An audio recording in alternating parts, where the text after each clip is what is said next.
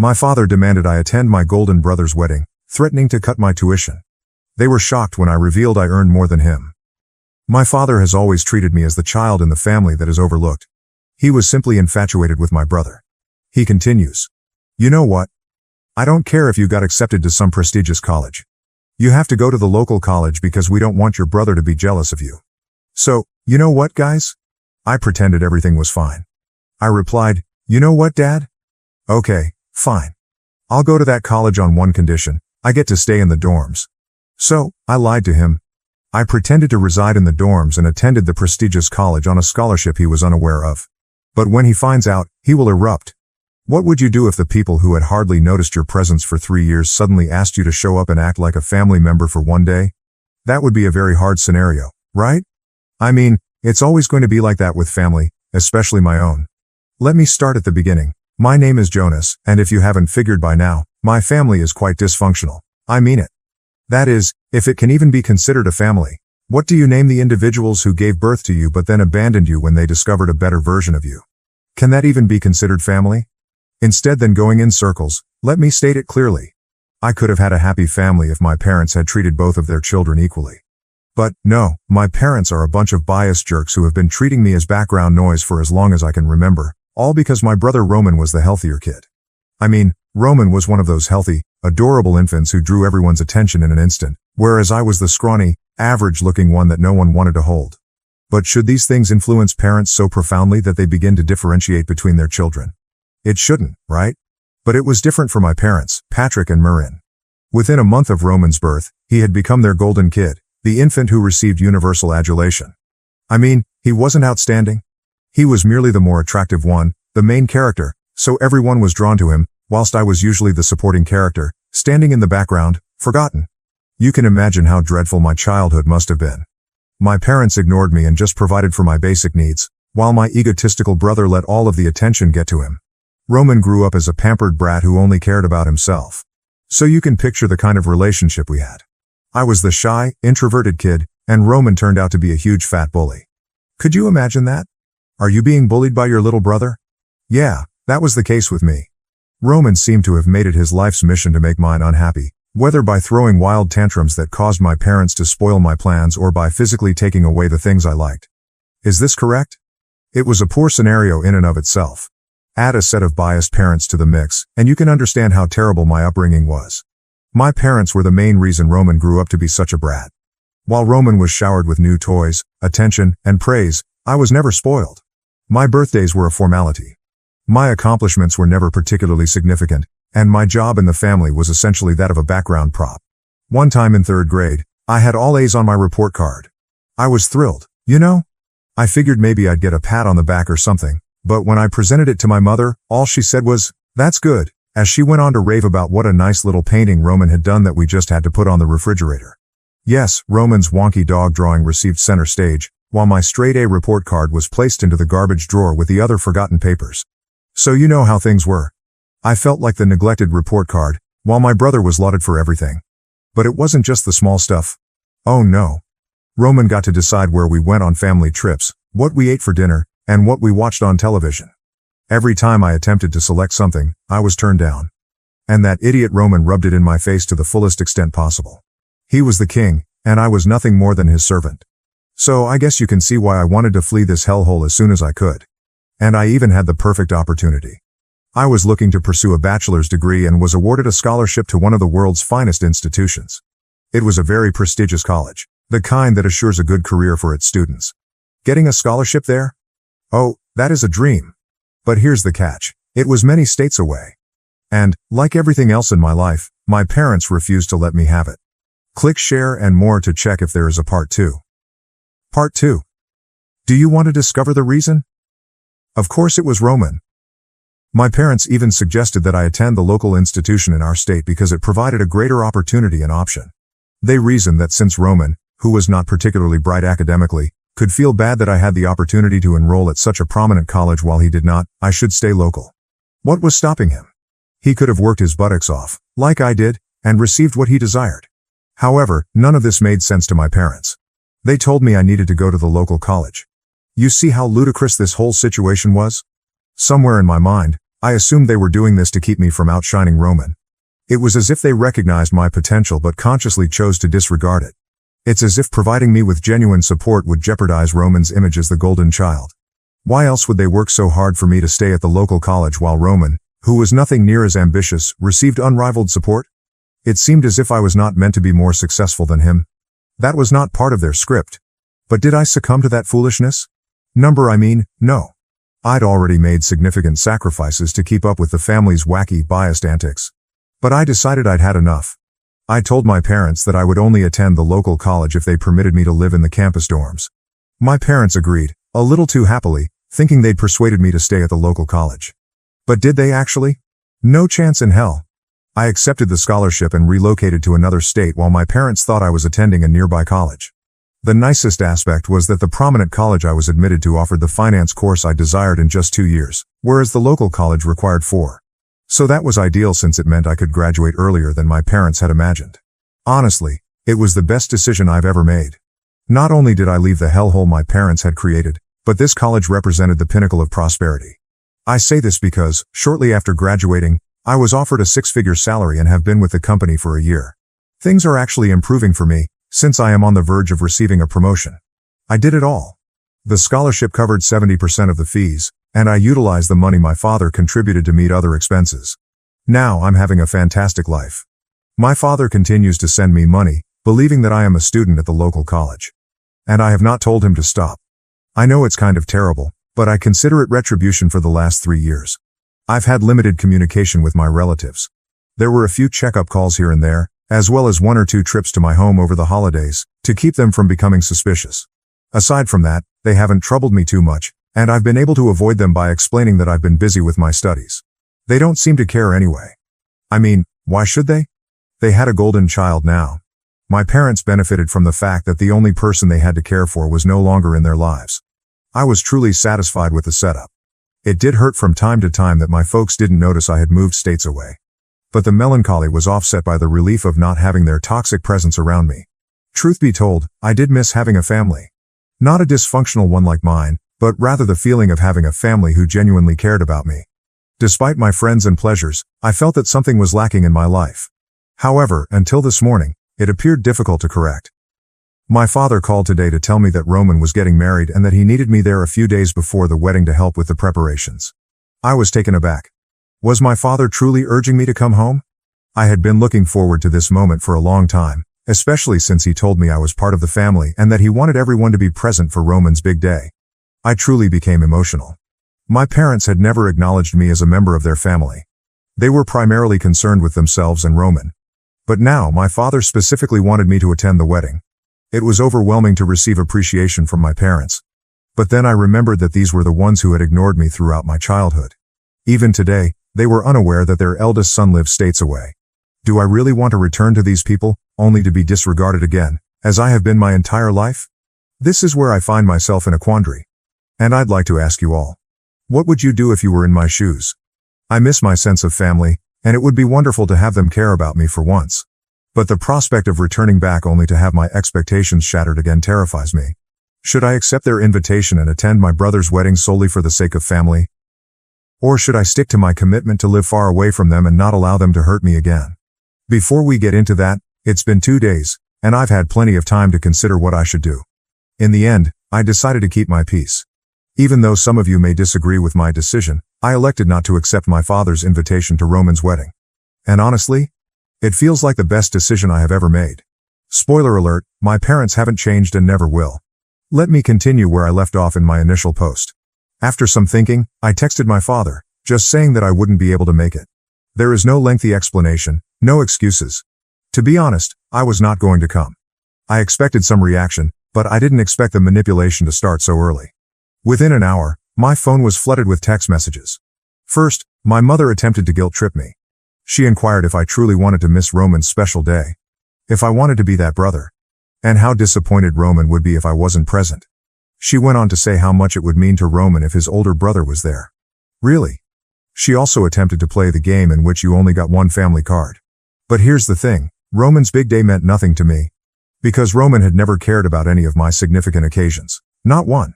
And yes, you only have one family. Part 3. But only if they behave appropriately, you know? So I informed my mother the same thing. I was not coming. When guilt-tripping failed, my father resorted to his own bizarre tactics. He attempted to keep it calm at first, stating things like how families should stick together on situations like these. When I still didn't move, he decided to play dirty. He called and stated that if I didn't show up for Roman's wedding, they would cease paying my tuition costs. He stated they couldn't afford for people to gossip about how one of their sons wasn't present at such an important event. Essentially, they wanted to maintain the appearance of a happy family for their friends and neighbors. As is customary, everything revolved around appearances. Not about me. Not about Roman. But what about how the family was perceived by others? That's when I really lost it. I mean, how selfish could somebody be? Threatening to cease paying my education expenses just so I may attend a wedding. It was incredibly foolish. Even more so given that I didn't care about any of the money they handed me.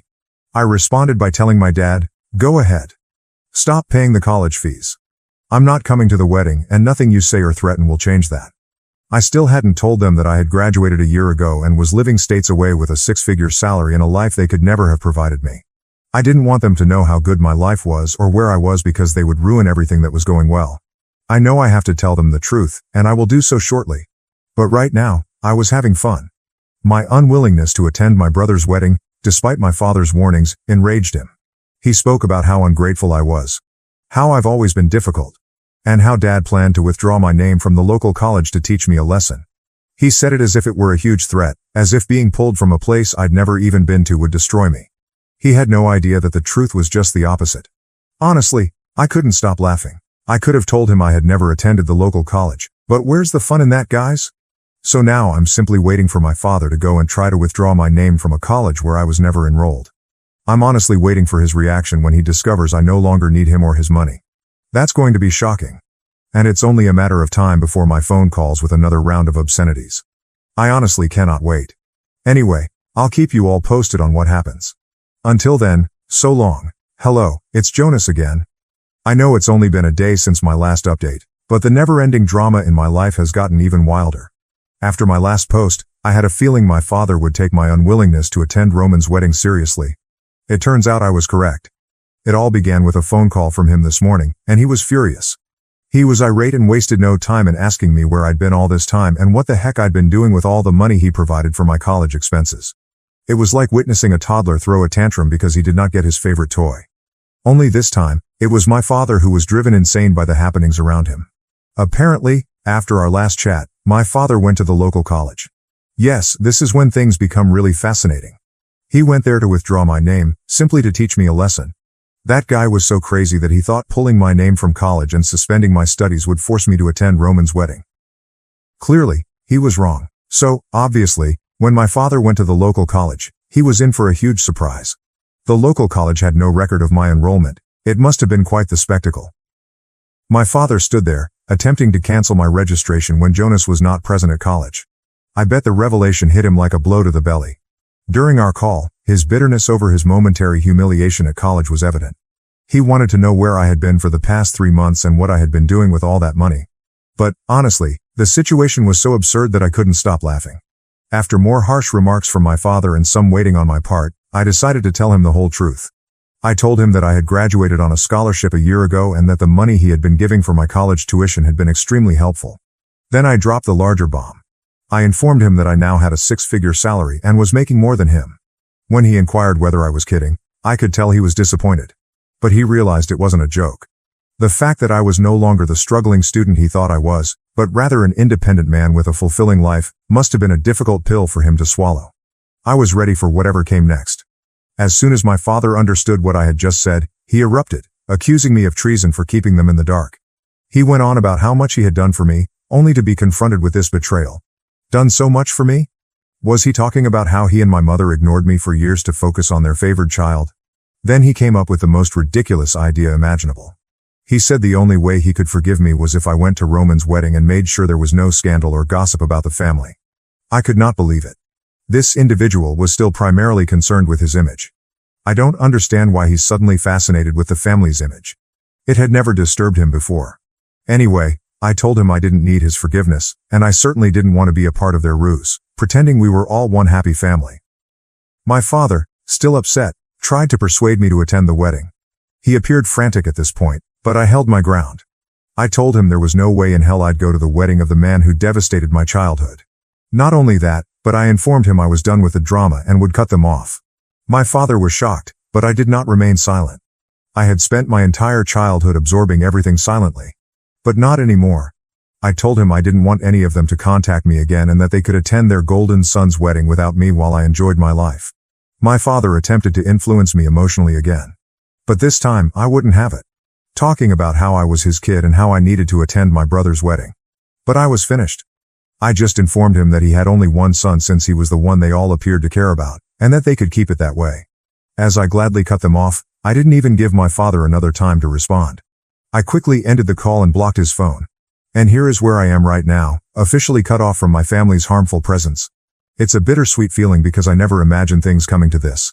But I am also somewhat satisfied since I know it had to be done. At least now I can live a calm life. And if all goes well, maybe I'll be able to start my own family one day. So it's been more than a month since I shut off communication with my family. I thought I was above all the drama and manipulation. But they clearly couldn't let things go so simply. A few days ago, I received an unexpected call from an unknown number.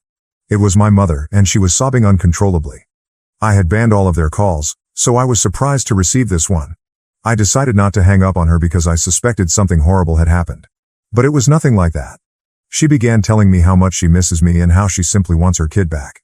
She stated she didn't care what I or Dad did. None of it mattered to her. She simply wanted me to be a member of the family again.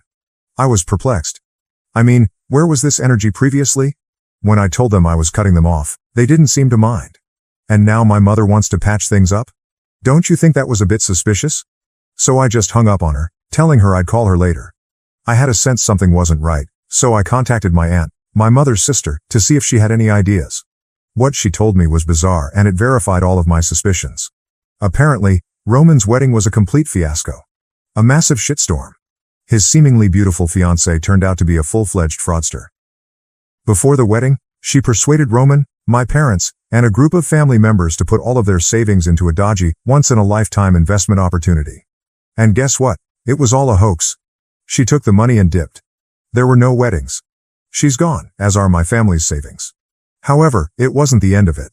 My aunt also informed me that my parents were in even more serious difficulty than I had suspected. Apparently, my father provoked a disturbance with an employee and his family, resulting in a significant loss for his already dying firm. And then everything clicked for me. This is why he was so eager to invite me to the wedding. He wanted to salvage his image by demonstrating how much he treasured his perfect family, and all those values. But of course, that did not work. This fiasco between Roman and his fiancée just added to the negative news. So, basically, they are losing money left and right. To make matters worse, they used their house as collateral for a loan in an attempt to salvage the firm. However, this also backfired on them. And now they are likely to lose their home. They had to move into a dilapidated trailer or studio apartment because that's all they could afford. Now everything was plain to me. My mother didn't call because she missed me or wanted me back. They urgently needed me. They realized I was doing well for myself and wanted to use me as a safety net. I understood everything. They were out of options, and I was their only hope. So, I wasn't playing that game. I was not going to be dragged back into their mess, especially now that I had seen the whole picture. They didn't care about me because they were too busy catering to Roman and his needs. But here's the catch. My parents are now fighting with Roman because they blame him for everything. For the entire wedding fiasco. For all the money they've lost. It's actually pretty funny. The golden child they built their lives around has ruined everything. And, to be honest, it made me happy that they were finally realizing their mistakes. Anyway, I could care less. I'm staying out of the controversy. After my mother called, I blocked her again. I wasn't going to let her control my emotions. But did this prevent my parents from reaching out? No, absolutely not. They were needy and clingy, refusing to accept that things weren't going their way. My parents eventually showed up at my house. Do not ask me how. I'm not sure how they got the address, but I believe they badgered some of my old friends for information. However, the how does not matter. What matters is that they showed up at my door, reminding me of family values, and that, as their older son, I was their responsibility. And now, somehow, they were mine. I slammed the door in their faces, of course. They begged me to help them, claiming they were penniless and had spent their last money on a flight to meet me. That sucked for them, but I wasn't going to help. This is not the end of it. A few days later, Roman arrived at my home, practically crying and pleading for help. He stated that he missed having his big brother in his life. I'm not sure what big brother he's referring to because all I remember is him bullying me. I warned him, but he kept begging, saying mom and dad were going to cut him off shortly because they were angry with him for putting them into this problem. It was all for nothing. Roman shared the same fate as my parents. I locked the door in his face, warning him that if any of them returned, I'd call the cops. Since then, I haven't heard from any of them, and I honestly don't care. I am done with this toxic family. I'm a little sad that things with my family have come to this. Because the void they created will always be present in my life. But I'm not going to take their trash anymore, just for the sake of family.